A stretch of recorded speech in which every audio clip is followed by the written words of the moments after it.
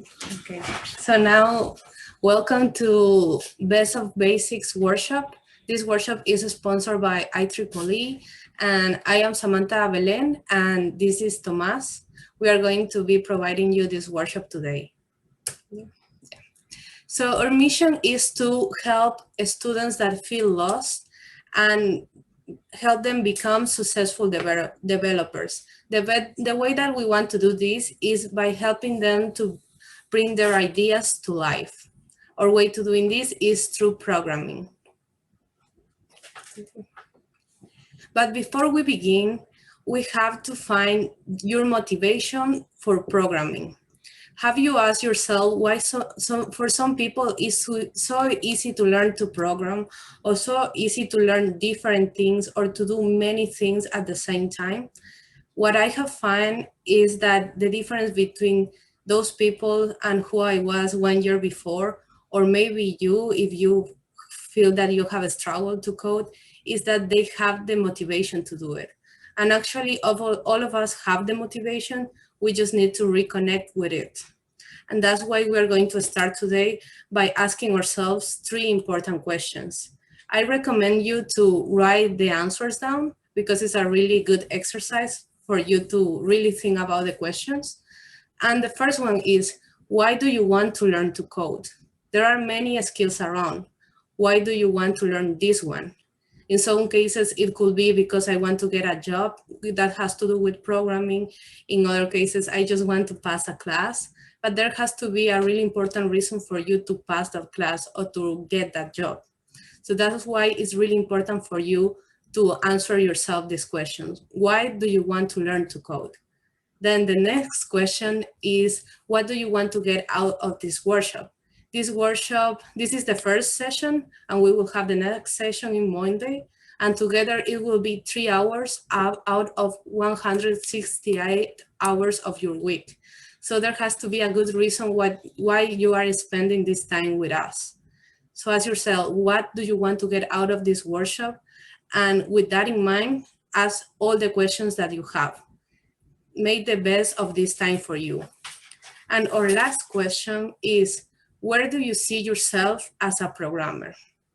If you have the motivation to learn to code, where do you see yourself in the future with the knowledge of programming? Do you feel like you have to be a programmer or that you want to be it? These questions are really important because, for example, we don't find, or I think almost never people say, I don't have time to go to work today. And the difference is that they have the motivation, maybe paying the bills or eating out this week, but there is a strong motivation to go to work. So it's the same when you want to learn a new skill. You have to be aware of that motivation for you. We hope that throughout the workshop today, you reconnect with this motivation, and also you awaken your curiosity about programming, because that's the key. Also, to go along all these questions, make sure to ask all the questions that you have through the chat. I will be answering them. And if there are long or really important, we will answer them in the last 15 minutes. But please ask all these questions. And now I leave you with Tomas with the basics of Matlab. Awesome. All right. So please don't forget to ask your questions in the chat.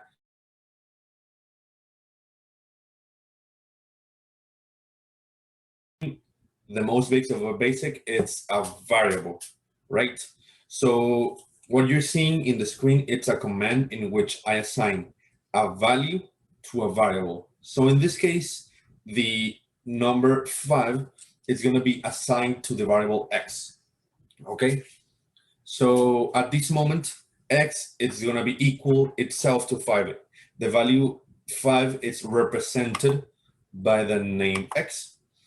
All right, so at this moment, okay, it's really not that useful, right? I mean, it's just a number and one letter. I can use each of them interchangeably. So what do?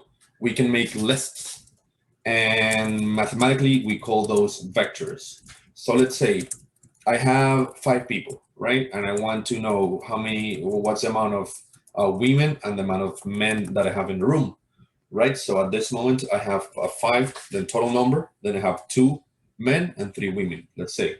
So I have a vector 5, 2, 3. I can make this anything I want, right? But just is going to be a list. We can think of it like that. So in Matlab, how do I tell Matlab, hey, I have a vector? It's more or less the same that we did with the number, but in this case with brackets, and we separate the elements of the list of our vector with commas. All right, so if I run that value in Matlab, I can get x is going to be equal to the vector 5, 2, and 3. And if you have not opened Matlab and you are able to, I recommend this is a great time because we're going to do really hands-on work more ahead. So what happened then? I want to have a matrix, a more complex type of list, a more complex type of agglomeration of values. So every time I use a comma, it has the same type of syntax, the same way I can put it in the Matlab command. But now every time I have a comma, I have a different column. Okay. Now I want to go to the second row. So I have 5, 2, 3, and then I want to go to the next row. So I have a semicolon, as you can see here, between the 3 and -1. Then I have, again, 3 columns, -1, 0, 3. So this is the matrix I would be telling Matlab y is equal to. So now that we said before, right, that x and 5 were not equal, and it would be the same thing to use x and 5. They're both 1 character length. If you have these kind of matrices, and especially if they're big, they can be 1,000 by 1,000, or they can be whatever size you want. They can all be represented by just 1 letter. In this case, y, or more than 1 letter maybe. Now, let's say I wanted to make a vector. I want to make a vector, but there is a logical order to the vector. Okay, so in this case, Matlab has, there are a couple of ways to do it, but this is one of the most logical. I have a minimum, an interval, and a maximum. All right, so I have a 0, and then I want, hey, give me all the numbers from 0 to 4, right? All the numbers with a total of 1, right? So it's gonna go 0, 1, 2, 3, and then to the maximum 4. What happens if instead of this 1, I put a 0.5? I would get 0, 0.5, then 1, 1.5, then 2, and so on. There are a couple more ways to do it, but this is very easy to understand. And this is a way to make logically concatenated vectors. So what happens if I want to update a vector? If I can make operations between vectors. So again, this 5 to 3 is the same one that we had before. And I don't want 5 to 3. Let's say that, we want to add this vector because, yeah, we do want to add that vector. And you do it, and x will be updated to the vector 6, 3, 4. That's going to be what happens. But there's one catch. I can use Matlab, and most programming languages let you do this. Let you use the previous value of x to update it to a new value. So if I run, instead of that, I run this, right? Which is x equals to x plus 1, 1, 1, right? X, before the line is ran, before I tell Matlab this thing, x is going to be the value above. X is going to be 5 to 3. And then when I run it, x is going to be equal to 1, 1, 1. All right. Yes. All good? All right. So how do we actually code, right? What is it to make a script and do stuff with Matlab? So the basic is we make operations from variables using expressions, functions, and operators. So let's say we create our vector x, right? We create a vector x with some interval, a minimum and maximum. And then we want to make a function out of it. So x goes from 0 to pi, and we just want to make the sign of x. This sign function, it's pre-built in Matlab. And if I just put a vector, it's gonna take the sign in radians of each element of x, right? It's gonna give me some elements of y. Then I get the C, and I get a custom function, right? I get the X, I want the X to be squared. This is the squared function, and plus the square root of X. Okay, so what's happening is I'm using expressions, I'm using functions to make new variables. And this is how we begin to code. We make mathematical manipulations, we make sorting, we make various things to change and manipulate the variables we begin with. Now, what are some expressions? Okay, so you can have mathematical expressions that we talked before. Most of them are functions like sine and square root. So I just put in a value or a vector or a matrix, and I get the sine or the square root of each of the elements, right? So these are very easy to use. And then I have these kind of operators. You have plus, you have minus, and there's something you can see, right? For example, why do you have this dot? I have this period right here, and then the little peak that tells me that this is an exponent. Same thing with the multiplication. So this is what happens. Matlab is oriented for matrices. Matlab is short for Matrix Laboratory. So if you just use the peak and then an exponent, what Matlab will try to do is to perform the matrix, squaring a matrix, and that can happen only under certain conditions. So if you do this with your random vector you generate, you're gonna get an error every time, almost every time. So what happens if I have a vector, let's say 5, 2, 3 as before, and I use just the peak and the 2, I'm gonna get an error. But if I use the point, I'm telling Matlab, hey, I don't want to perform a matrix squaring. I just want the square of each of the elements. Same thing with multiplication. Let's say I have two vectors of equal dimensions. I'm going to multiply the first with the first, then the second with the second, the third with the third, and so on and so forth.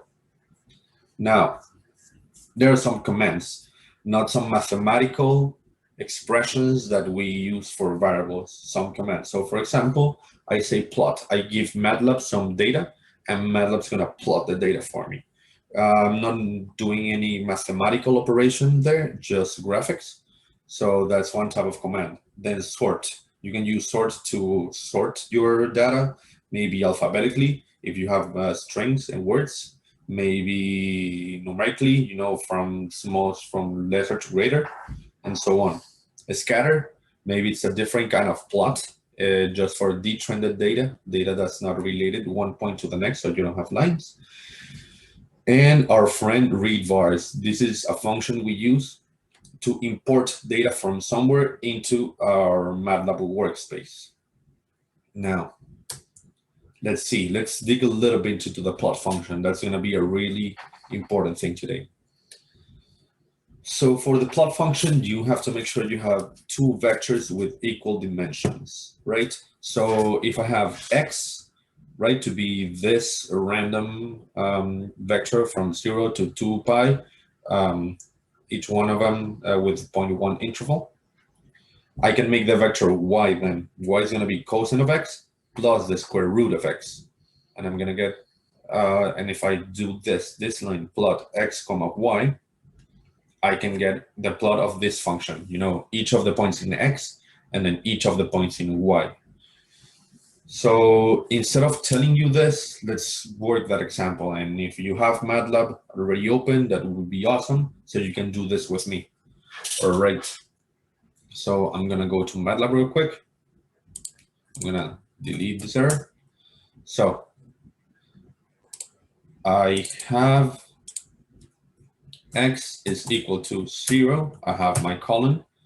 0.1, I have my colon again, and I have 2 times pi, right? I'm going to use the semicolon at the end. That's something you should always do to prevent Matlab from printing all the values. I don't want these values to be printed in my screen. So I just wanted to go to the next line. Okay, I got it. Now. Oh, and see how you create the memory space there. Yeah, you create the memory space, and now all of these values are assigned to x. X is a shortcut to access these values. Now I hit y. I want y to be equal to let's say what we had before, cosine of x plus the square root of x. Okay, I have all these guys right here, and boom. Awesome. So now I want to plot this. I just hit plot x comma y. I hit enter and I get this.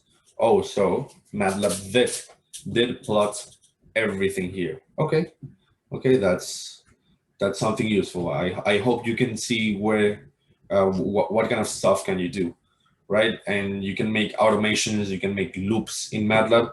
That's going to be real interesting in the future. So any questions so far that we can that we should answer? Or do you need more time to do what Tomas just did in Matlab? Can you open Matlab just for them? I can open Matlab. All right, it's just these three lines. X is equal to 0 colon 0.1 colon 2 pi. Then y, it's going to be equal to a cosine of x, and then the square root of x, and then just plot. So I think should we we're good. give it a little time, or we good? Seems we're good. All right, let's go. So, okay. So where does data come from? We can do what I just did, which is make up the data. And I'm not saying that's something bad or anything, just that it's data I generated by myself, right? So I can make a variable called x1, and the values to be any arbitrary values I chose. Can be real, can be imaginary even. And I can choose x2, right? Which is going to be a logical vector as we did before, with some interval, with some way of building, but at the end, something that's generated by me. But let's say you're in a lab, you made an experiment, you went to the field, and you have data stored in a file, right? In a file, can be Excel, can be comma separated values, CSV, can be TXT files. Matlab has various ways of reading those. So you can use functions like read vars to import that data that you have in your Excel onto Matlab. That's going to be really important. So let's dig a little bit deeper on that front. You have for data from Excel. Okay, let's say your Excel looks like this. Okay, you have some time stamp, some time window, and then a voltage. Okay, so what you will do is that you will import this data using this function over here. So if you have the data, your data looks like this, and you're on this line. Now, read vars is a function that allows more than one output. So if I do this time and voltage, each of them are going to be a different variable. I'm going to create a variable called time, and I'm going to create a variable called voltage, right? And it's by doing read vars, my data.xlsx, which is the Excel extension, and I will give this time to be all these values from 10 to 60 with an interval of 10, and then a voltage with the values I collected from my experiment. All right, if we can, let's work that example once again. So if I come to Matlab, I say, okay, give me 1 second. All right. I can open it here for you. Yeah, all right. We can see we're reading data from the sample data.csv. This file, it's in your zip files that we sent at the beginning. If you can, download it now, because we're going to do even more cool stuff down the way. So for now, sample data.csv, it's where I'm going to use this data. I'm going to use the function of plot once again. And one more thing, I'm going to add a title to the plot. You're going to see how it will look. Let's go. I will say time, comma, voltage is going to be equal to read vars, this function. And within read vars, I'm gonna put this. The apostrophes mean that it's a string. Let's say a word. When I use a word, in Matlab, think it as a string, and that's the way I should put the name of my file. Okay. So let's put sample data.csv. Don't forget the extension of the file. All right, I hit enter, and you can see right here on my workspace on the top right, you can see a time and voltage, the two variables that are just created. And show them how to see within the variable. All right, if you that's nice. Yeah, that's nice. If you say, all right, I want to double check what my variables look like from inside, I can double click the variable. If you double click it, Matlab will open this Excel-like with this worksheet-like window, and you can see the data. Right? That's good if you want just to check that everything is okay, that you imported perfectly, so you can check there. So same thing with voltage, I can do the same thing. All right. So if we come here, let me close these guys over here. And let's say again, I want to plot time, comma, voltage. You have to put within parentheses that these brackets are only for assignments. I do it. I put my colon, semicolon, and I get this. Oh, I got something. Okay. So Matlab lets you do a lot of stuff to a graph. This is the simplest generated graph. So we can add labels, we can add grids, we can add titles. There's many things we can add to one plot to make it be more friendly, to give more information, to be more complete. So let's run and let's say title. Easy as that. Matlab is very easy and very intuitive in some senses. So if you want a title, the function is called title. And let's say sample data signal. So I have title, sample data signal, or you can choose any title. You hit enter. You go back to your figure and see, oh, we have a sample data signal title in our figure. Okay. So yeah, and try to title your graphs. It's really good for people that read your work. Yeah, and if you're going back to your work, maybe in a few months, a few years, if you have them titled, it's gonna be a game changer. But you have, for example, X labels, right? And you can say time in milliseconds. So I just put X label, the function. It's a function that I know. It's from Matlab itself. And then I just put a string. I can put here whatever, but I want to do this. Oh, I just got a label. You can do this with many, many things. Let's try and just have just one more. 1 second. One more. And you can see, oh, we have a grid, right? We have the space divided within. Okay, let's go back real quick to the presentation. And now, after this time, we have gone through declaring variables, some functions of variables, using those variables and plotting those variables. With this that we know today, let's go and build a project. So neither Samantha or I are electrical engineering students, but we had circuits class, so we dug up, and we got some data from our circuits lab. So yeah, and I think before we get to this point, is everyone okay? At least we need all of you to have Matlab open to start this project, because sometimes Matlab takes some time to open, and you are going to just fall back to the work. So let me see if someone needs more time, please write it on the chat or directly to me. all right, let's wait a couple seconds.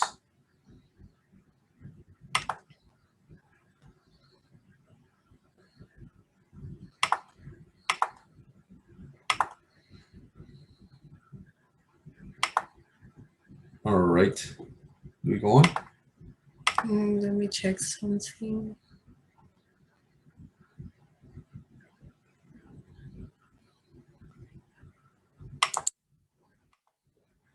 Yes, I think we are good. Yes, we are good now. Awesome. All right. So let's build a circuit slab data. The project consists, we have a basic circuits laboratory experiment. We have AC voltage measured in two nodes of the circuits. One near to the battery, to the source of AC power, and the other one after a couple of elements within a circuit. And what do we want? We want Matlab to read that data. We want Matlab, and then we want to use user interaction, as you can see here. User interaction, you're going to see what that means, to get the offset between the phase shift between the curves. There are two curves, and also we want to know the frequency. They have the same frequency, so any of them will work. You're going to see how we'll do it. Giving a quick overview, we have to import our data. We import the data from Excel, and it's going to be in Matlab the same way we just did. We're going to plot some curves. Okay, we're going to do this plotting, and we're going to have a full graph with everything we need, with legends, with labels, with titles. Then we're going to use some user interaction. It's going to be real cool. Matlab allows the user to interact with the code, with the figures, and tell something to the code while the code is being ran. And finally, we will make some calculations so we can find out the area, the phase shift and the frequency of the curves. All right. So it's going to look something like this. Not exactly, but something like this, in which you have these curves, both of them plotted at the same time. You have your variables, you have a title, and we're going to get right to it. So where will we code? Within the zip file we sent you, there's this file called plotting project _sb.m. The m files are Matlab files. They are scripts. They are the ones you run, and will run lines of code one after the other. It is in your zip file. So if I go to Matlab, let's jump to Matlab real quick, and you can see plotting project _sb. We open it. It's gonna open the Matlab Editor, all right? So you guys should have this code within your zip file. And there are almost no lines of code. Everything in Matlab that's after a %sign, it's a comment. So all of this is a comment, this is a comment, this is a comment. Now, when I have two percentages, that marks a section. We're not gonna go what everything a section does, but it's an awesome way to keep your code organized, right? Because I'm working in this, and then I'm working in this section, and then in this section. It's something that's gonna be real useful, especially when you come back. And as you can see in the bottom left, you see that the code, it gives you the section that your code has before you actually go to the code. So these three lines, what these lines does, I like to begin my codes with this. It gives me a clean slate every time. So clear, it will delete all the variables in the workspace. So it's gonna go to the memory that Matlab allocated all these variables, and it's gonna just delete the variables. They're no longer gonna be there. So then CLC is gonna clean this. I'm not gonna have any more lines of code that I've had previously ran in the command window. They're gonna go, and I'm gonna have it clean. And the close all, it's gonna close all the figures I have open. So this figure is gonna be deleted as well with the close all command. So let's start them one by one. I hit clear. Oh, let me set it. I want to run the code. All of the green lines are not going to be run. So the code is only going to run this. I run this code. Boop. Okay, so you see, there is nothing here, right? All my variables, X, Y, time, voltage, they went away. There is nothing here. My command window is now empty. And there is no figure. If I come here, there's the figure was closed, was deleted. So let's begin. We have this data that we need, the project data, that's the file we're looking for. So what I'm gonna do, I know how the file looks from inside. Let's see, let's take a look. We have the time and we can take a look. Okay, this is the same folder I have open here in Matlab. It's the same folder. And I say, okay, let me go check what the data looks like, right? It would be weird to begin the code without looking first. So we open it real quick, and here's, okay, we have time, we have signal 1 and then signal 2. And we have some good amount of numbers and just 3 columns. So what I want to do is I want to create 3 variables, each of them to be one of these columns. So close, don't forget to close the Excel you're using. Oh, yeah. If you keep it open, Matlab's going to give you an error. So I'm going to say, all right, I want now what I will call time. Then let's say S1 for signal 1, and then S2 for signal 2. Want to be my variables, and I wanted to make them equal to read vars, right? The function we said we needed. And I'm gonna say, okay, I'm gonna make the name, so it's gonna be between apostrophes. It's gonna be a string, and I'm gonna say, okay, project data dot xlsx. This, as you can see, is this file right here, which is the file I opened previously. Okay, so something that you have to keep in mind when you code, run the code. Running the code, it's free. You're not paying for running the code. So you can run it as many times and make as many tests as you want, as you like, and make sure you're running correctly, because sometimes you have an error at some point and you haven't run your code in a very long time, and then the debugging becomes chaotic. Yeah, and sometimes it's something really simple, but you just miss it because you have a lot of code to check now. It's buried.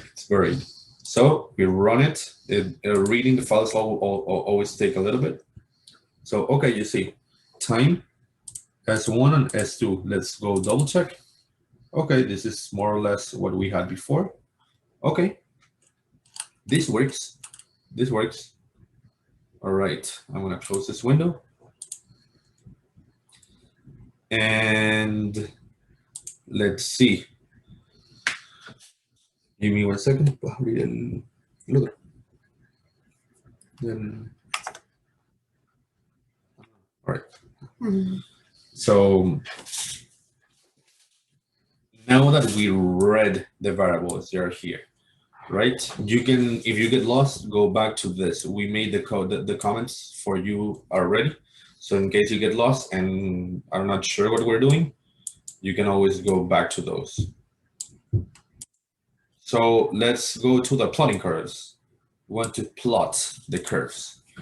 So if I hit plot and do this time, comma S1, and then do this plot the time, comma S2, I'm gonna have a problem here.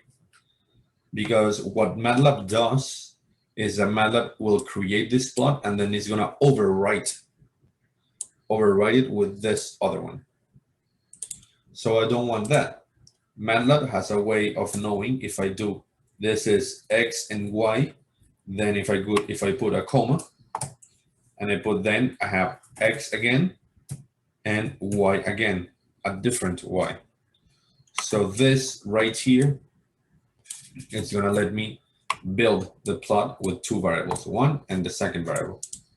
Okay, let's try it out. All right, now we're looking at our data. This is a square sign, something that passed through an op amp. It has a phase shift, and then we have our frequency from our AC signal. Awesome. If I had done what I was planning to do before, I would get this. Just one of the graphs, because one gets written and then it gets overwritten.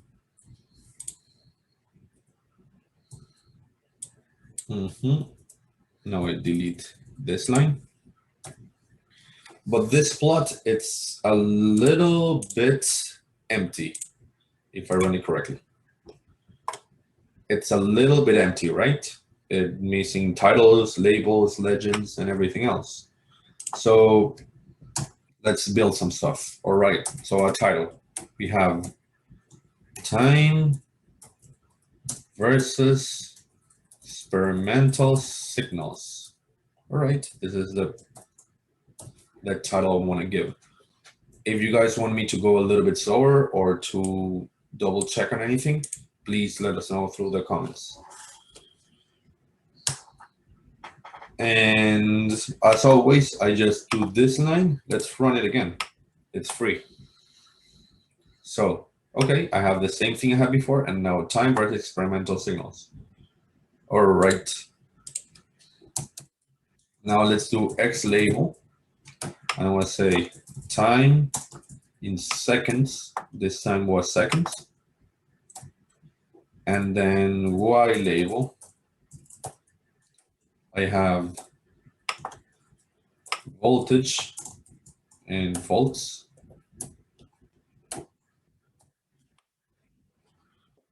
Okay, so in this case, all right, so you see read vars is giving you an error. Can you let us know, Thomas, what the error of read vars is giving you? Because most of the times is when you don't have this open. So you have to go, this is the same thing as your folder, right? This is your folder. So when you go. You got a question. Yeah, in the comments. Oh, it was direct to you. Okay. Read vars, undefined function variable, read vars. Do you have the data? Read vars. Yes. It's the same read vars we're using here. Read vars. Oh, let me see. This is undefined function or variable.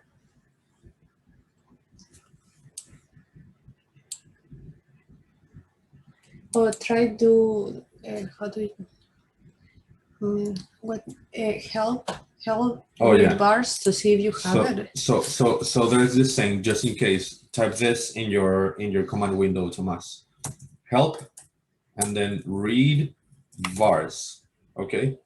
If your Matlab has this function, when you do this, it's gonna bring up the documentation.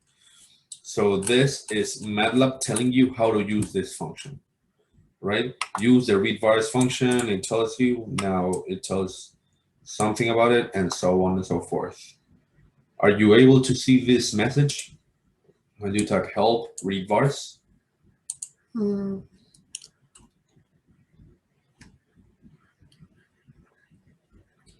All right. That's weird. That's weird. Okay. Probably you don't have a toolbox for that. Yeah, there's probably a toolbox for that. I didn't know that happened. Yeah, I see that you don't have the function installed. You can show a different one. All right, so let's try. Can you type help and xlx xls read? Can you do this that I'm doing in the window? Help xls read and get another function.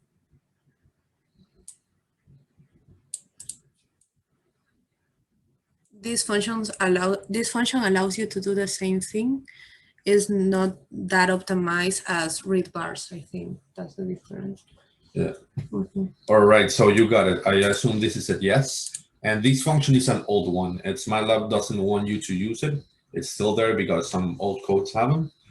But now that if you do have it and not read voice, let's make that happen. Okay. Yes, and this is something important because at the end we're going to talk more about this part. But the nice thing about coding is for you to start having curiosity about it and starting looking for yourself. So in this workshop, you are going to have the basics to start programming in MATLAB.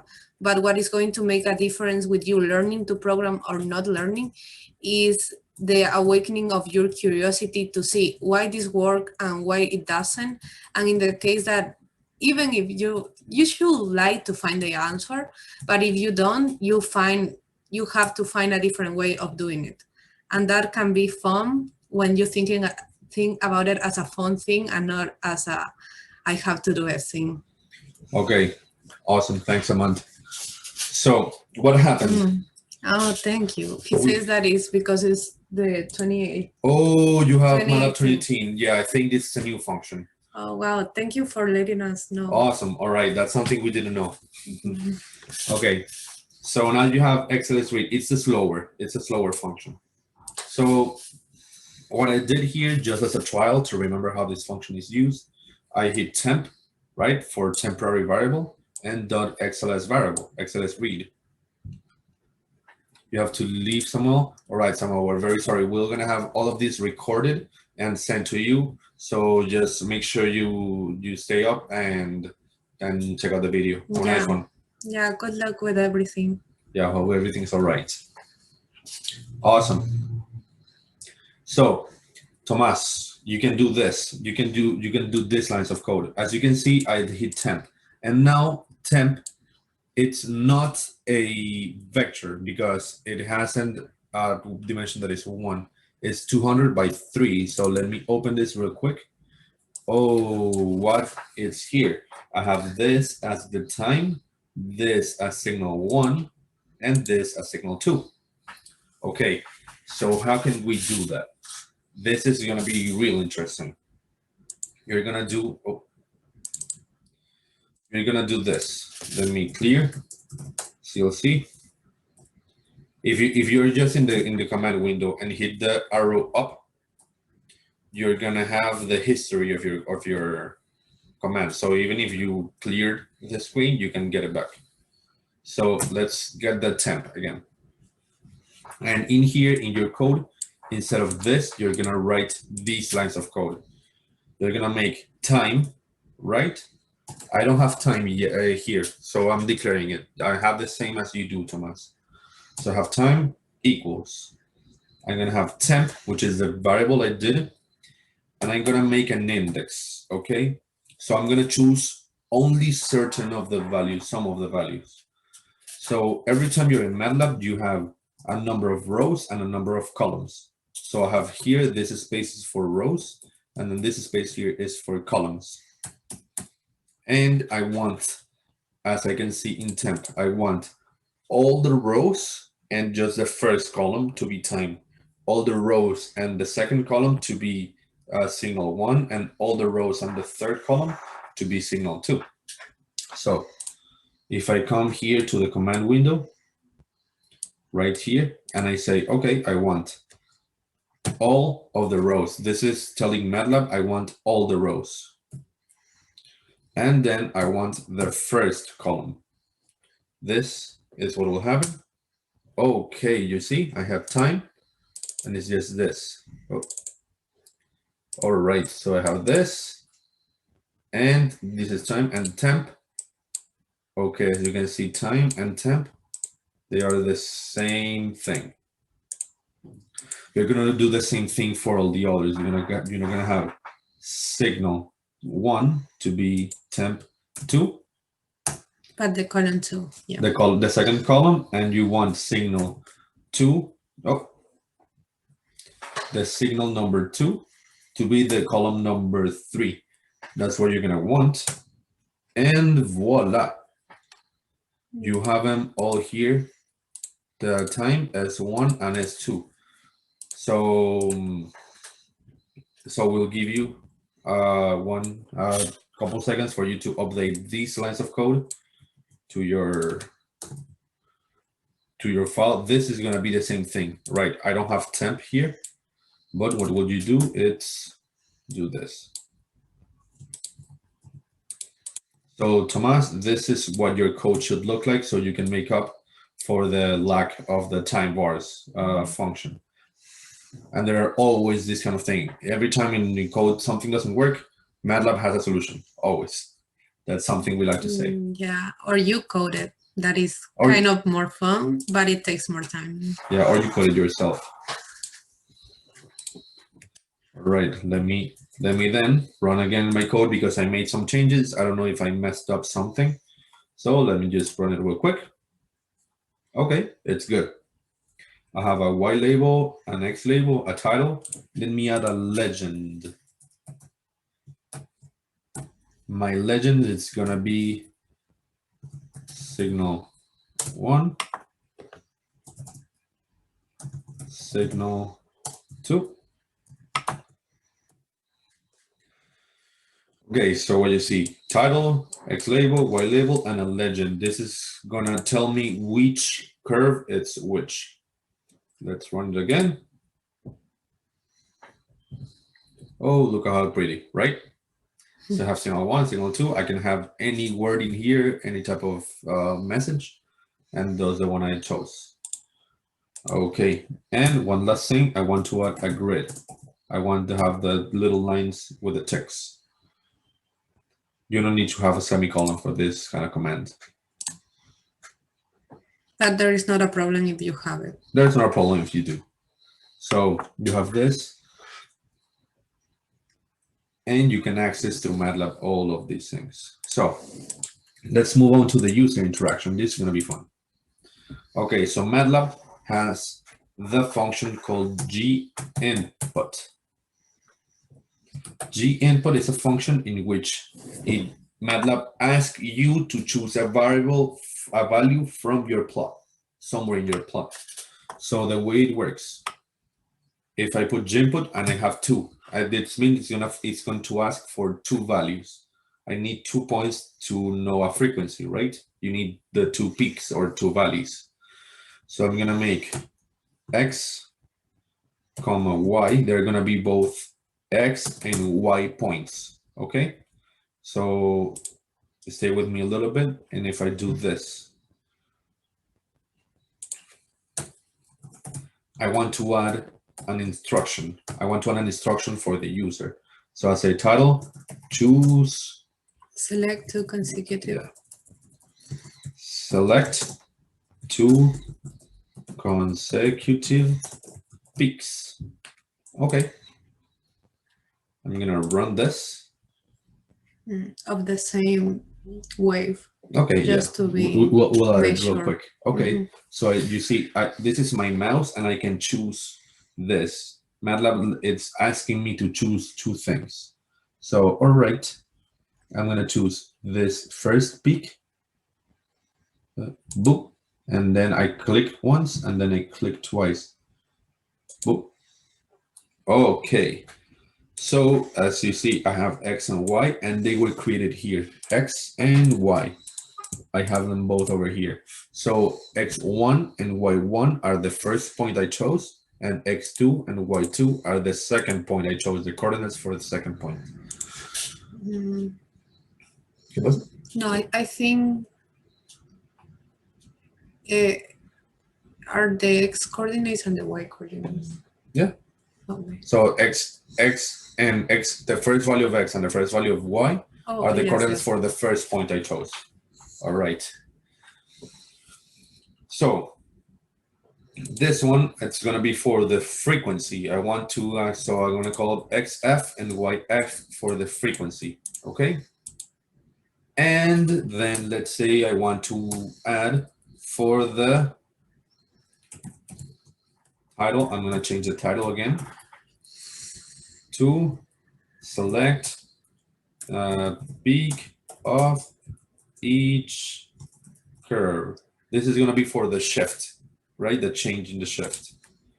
So I'm going to have X face shift XP and YP is going to be equal to the same as before. G input 2. I need 2 points. You can have G input to be any amount of points, whatever you want. So if I run this once again, I get it.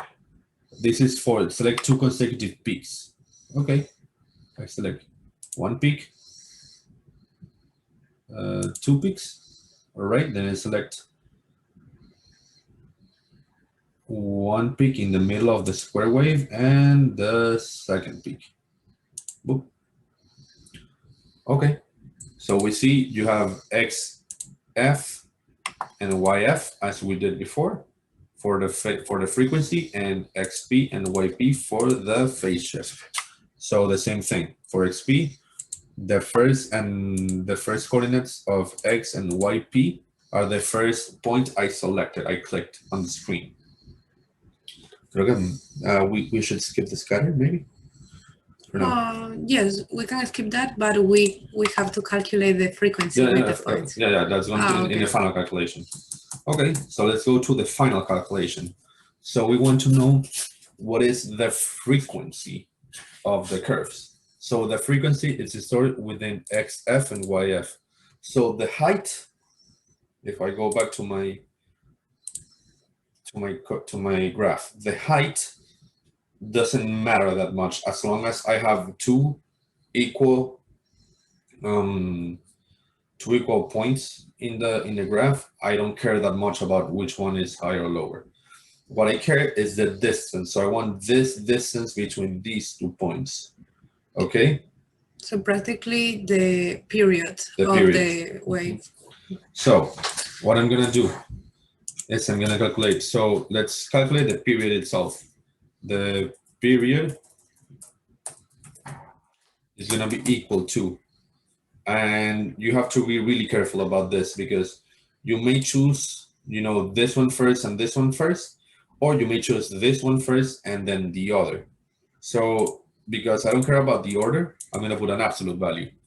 How do we do that in MATLAB? ABS for absolute. And we want the XF for the frequency. We want let's begin with the first value, XF1 minus XF2. If you do this, in the command window, I'm doing this a test real quick, XF1, this is gonna be the first value. So it's gonna be this first value of XF1, 6.018. If I do the same thing in a number 2, it's gonna be the second value. You see, 2.89. Right. So this is gonna be the period once again. Let me run everything. I have 1 peak, 2 peak. I have 1 peak, 2 peak. Okay, I have the value called period, and this is the period. Now, because this is in seconds, we can convert it straight away to hertz. So let's say the frequency,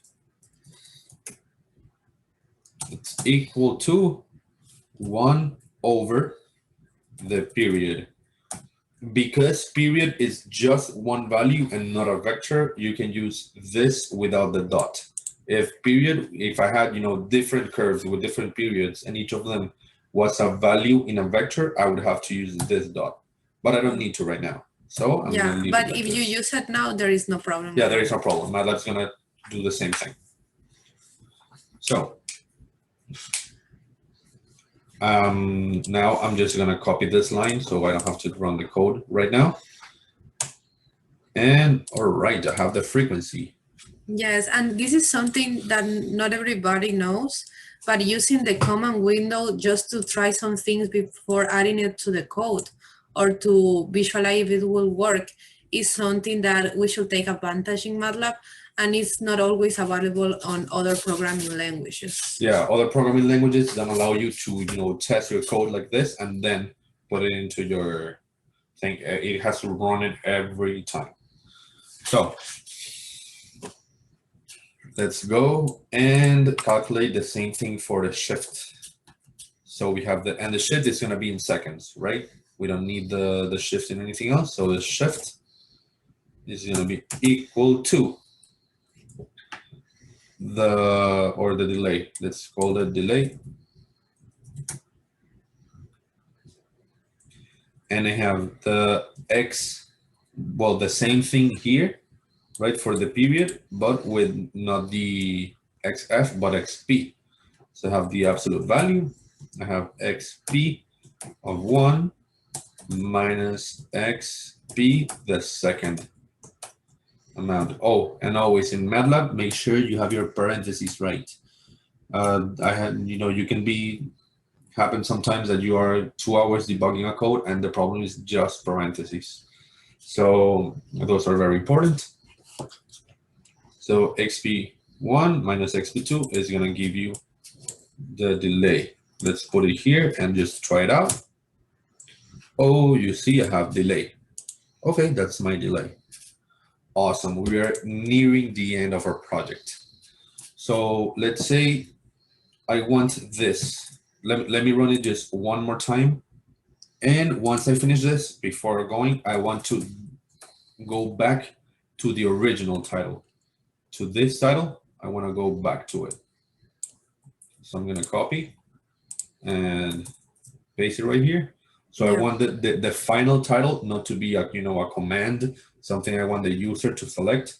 I want to be the actual title of my figure. Yeah, and when you do a program like this, it's important to think what will the user need, because if you program it, okay, first I should select the peaks of the same curve, and then I should select the peaks of different curves. But the people that is going to use your code, or even yourself in through 2 or 3 months, won't remember it. So it's better for you to think about it and leave instructions. Mm-hmm. So now that we're going to run all our 34 lines of code, let's click the run. So it's going to ask again for one peak, and then select 2 consecutive peaks of the same curve. Then select a peak of each curve. I select here, boop, and then boop. And I get this. All right, I get a frequency and a delay. Awesome. And now what happens if I come here and say, hey, just, what is the frequency delay? You would have to come here and look for them, right? You have to come here to the workspace variables and find them. But I want to be more high tech. I want Matlab to tell me from the beginning, hey, this is the frequency and this is the delay. And that's some function we call fprintf. This is the last function we're going to learn today. Awesome. So the way this function works, I have a way that my data I want the data to be displayed. So I want to have first some text and then the numbers I have. So let's say, I want to say the frequency is, I have an equal sign. This is going to be a string. So these are just words. Matlab is going to print this. Yeah, the words that you want to tell the user. That you want to tell the user. So how does Matlab then insert this value? I want this 0.3172 to be inserted here. But I can just write, if I write just 0.3172, it's only going to work for this curve. If I select a different file, then I will need to, run it and then change it here.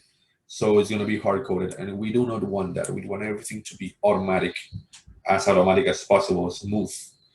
So this function has this way. I put a percentage sign and f, which is a floating point. It's a type of variable. You don't have to worry about it. It means a decimal number. Yeah, it's a decimal number, right? So I have a comma here, and I put the variable that I want to be displayed here. So this thing is going to be just a placeholder for this variable, all right? Yeah. And I'm going to add this /n. You're going to see later what it does. And let me run everything again. Just make sure everything runs, because sometimes you make a mistake and then the code doesn't run and then everything seems a little bit awful. All right, so you see here, the frequency is equal sign to this 0.318662. Okay, which is even more decimals are shown here. So there is a shortcut I can do of putting 0.4 or 0.3. Let's say I just want 3 decimals. All right, so you see, I have this. So practically the placeholder is always a percentage sign followed by something that tells you what are you going to receive. In this case, F tells you that it's a decimal. If I put the letter I, it's an integer. So it can be, you know, if it's 1, 2, 3, 4, it's going to just print the integer. It can be an S for a string. It can be anything actually. Yeah, but F, I think you use it a lot because it's decimal. It is the most used. Yeah. So I want both. I want to know the frequency and I want to know the delay. F print. I say the delay is equal to, and I'm gonna do the same thing. I'm gonna write a percentage. 0.3. I want the same 3 decimals as before. F and then a slash n. All right, and now I don't want frequency to be printed here. I don't need this value right now. What I need is the delay. Okay, so when I have the delay and it's gonna be placed in this line. Oh, so let's say in this case I forgot to have the backslash n. I'm gonna copy this line into the workspace. As you can see, the same line. Boom. Oh, it's f print f. I'm sorry. Let me fix it here. The delay is something. It's gonna happen this. Matlab is gonna print it before the command line, right? It's not gonna hit enter by itself. What I need is, well, let's do this. What I need is Matlab to tabulate, to make, you know, I want Matlab go to the next line. So I just hit a backslash, you know, it's in the other way, and then and letter n. This is vertical tabulation. You can have horizontal and you can have many more things. Yes, there are different options there. Yeah, fprintf is a huge function. It's amazing. But this is a very useful way to use it. Oh, I hit enter and I have the delay is 1.046, which is this. Awesome. That's all we need. So at this point, we have finished the project. So I'm going to run it one last time for me. And I'm going to say, okay, I want to have select 2 consecutive peaks. This peak and then this peak. Then these and that peak. Okay, so I have the frequency is 0.32 and the delay is 1.076. I forgot to add again the slash n. Oh yeah. So if I put it right here, awesome. So now that we finished the project, this is the project we were gonna do. We finished what we wanted, which was to report the AC voltage and plot both signals and find the offset and frequency. So now that we do have the project, do you guys have any question? This is the moment to ask about the question, to ask about a function, to ask about syntax. Yeah, or even if you got lost at some point, you can ask now because we have scheduled 15 minutes for questions. So feel free to ask.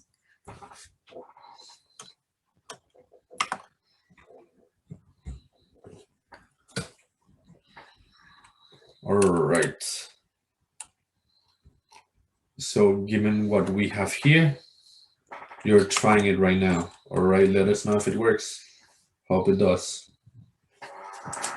Let me clear my screen, clear everything. Yeah, you can run it one more time. Let's run it one more time. I mean, there's no harm. It's free. Okay. If you're picking the peaks correctly, can you show me again? All right. So I'm running it. Run.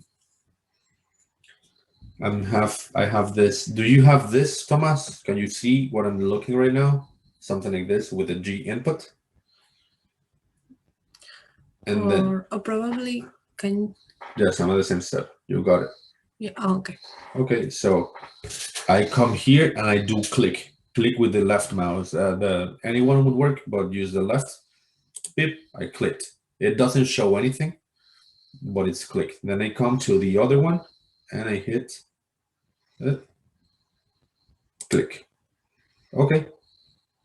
Now, then select the peak of each curve. I come to the middle, what I think is the middle of this flat top of the curve, and I hit boop. All right, and then I come to the peak of the previous one because I want to find the offset between them. So I come to the peak of the other curve, the same one I selected before. It could be a different one, but let's do this one and boop. And this is what I got. Well, one way, if you want to check that you select that the right points are selected, you can see here in XP and XF, I think, the coordinates in X and Y, and you can check that in the figure. You use the data frequency is on the plan. Oh yeah, you have f print as your function, and the function is f print f. There's an f at the end. You can see it. Maybe that's it. What's the problem with the? Yes, you're missing the with the printing function. All right, let's see. Okay, the frequency is 0.319, and what's your frequency?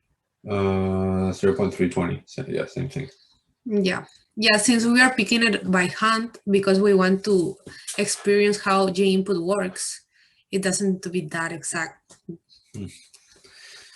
If we had another kind of function, we could do that, but we don't really do that. This is a fun way to use Matlab. And useful too. There you go. Yeah, and the delay is 2.0. Then you're just picking different places that I am. It doesn't matter the delay. I mean, you can choose this. You can choose anything else. Just do it one more time too, and So if I select these two. Yes, because we're selecting those points for the frequency, and then for that, he always selects the middle of the wave. If I do this, let's see if I get the same number as you do. It should be really similar. Oh yeah, you get the same number as him. I selected the one in the middle and then the one in the right. What I had done before is the middle and the one in the left. That's what would happen. Because it's closer to the left. Yeah, but that depends on which one of them you call their first curve. Yes. Oh, there's something cool that you can add, and you can say 3F and then HC for hearts, and then 3 HMDF seconds. And when you do this, you get 0.39 hearts and 2.092 seconds. All right. So I hope that, well, as you can see, Thomas, your code is running correctly and everything is running good. It just depends on which ones you select. So for this point, we have finished our project. And as always, you will have access to this. Everything good? Yeah, he has a kind of different delay this time. Yeah, it is depending on which points you select, because these waves are not exactly the same. So they don't have the same period. So depending which ones you touch, it will be different delay. Yeah, but what we need is you to have those numbers. If you have those lines working in your Matlab, then you're good. don't stress it out. Mm-hmm.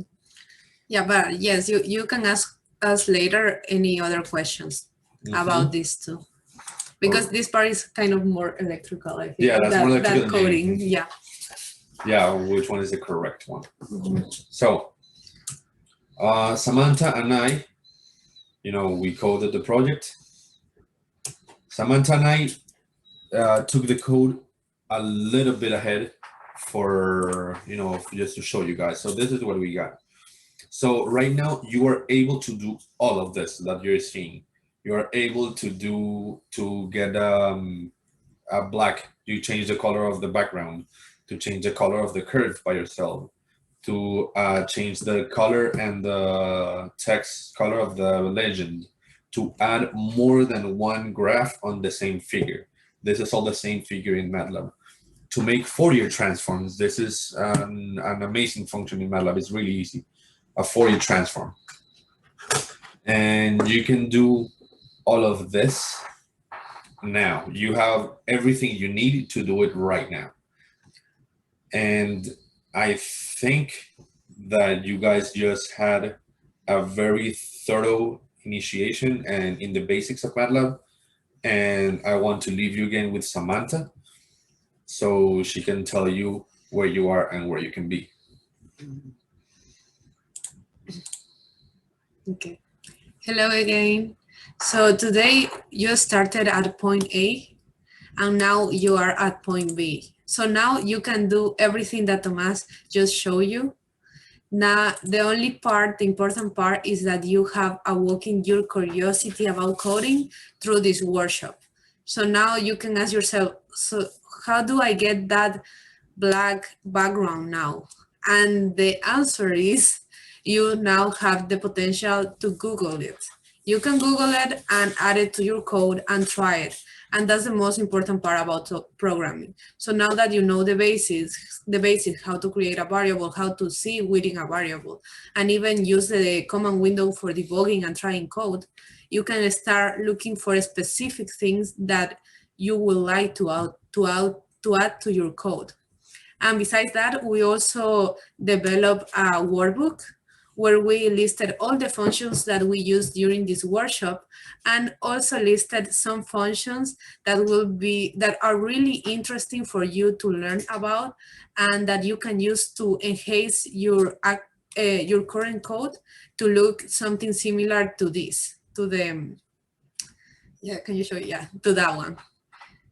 So please download that workbook. The workbook is in the chat now, but we also can send it to your email. However, now you are in this point where you can do this, but there are a lot of more things for you to learn. For example, you can get to a point where you learn about imaging, advanced plotting, GUI, and even more. Something important now is that you have connected with your motivation for coding. That's the most important thing from this workshop, besides knowing the basics, that you have found your motivation to code. If you have that motivation, you are going to learn one way or another, and that you have awoken that curiosity. And next week we have our workshop where we are going to show you how to use a GUI in Matlab, that is a graphical user interface. Here you can see a little bit of the work that we will be doing. This is something that we did for a graphical interface before. It's really cool, and the most important part is that you just can try different data in an easier way without having to do the code again or anything. So that we will learn next week. But besides that, we will have another workbook in which we will develop alongside you a plan for you to learn to code. So today you have reconnected with your motivation and curiosity, and next week you can develop your own plan to make sure that you are committed to that motivation. This is actually the most important part, to make sure that in the future you will learn Matlab and programming. Oh, yes, and also in the meantime, you want to know more about us, or even ask ask us some questions about this workshop or the one that is coming, you can follow us on Instagram as @samantha.belen, or go to our webpage that is samanthabelen.com. There you will find tips, quality content. Even we have an option for one-on-one tutoring for you and more free workshops there. You can have access to all of these. I hope you made the most of it and start making your plans to learn to code. So we are perfectly on schedule. And do you guys have questions? You can either turn on your mic or go to the chat. At this point, we would love to hear any question you have at this moment. Will the meeting, the next one, will it be the same time next week? Same meeting ID, all that? We will check on the meeting ID. It's probably going to be the same one, but the time it is going to be the same one. Yeah, Monday. And also about that, it will be really good for you if you can let us your email here in the chat, because we usually send a reminder of the workshop and also all the materials that you use today, all the workbooks that we have, we will send it through email. And besides that, what else we send? And also the recording from today, we will send it through email. Yeah. And it will get directly to your email. So that's a really good option for anyone that is interested. Yes, and I think that's all. If you have any questions about our resources or what are we going to learn next week, you can tell us.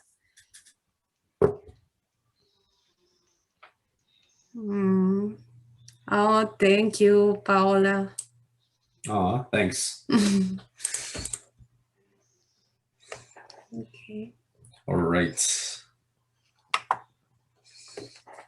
Anything else on the table?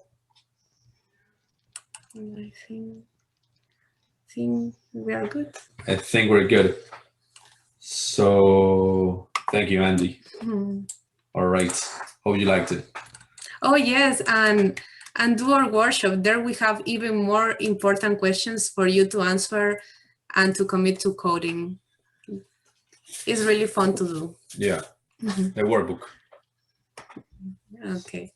So guys, we're gonna write down your emails so we can send you all of the recordings and the materials for this workshop, and you'll get a reminder for the workshop next week. We're gonna do a GUI, a graphical user interface, and those ones you can build onto apps, and you can send it to people. You can compile them and have them as standalone desktop apps. You can build your own apps from Matlab. So I hope you guys are interested in that. And I hope to see you guys there. Okay, bye.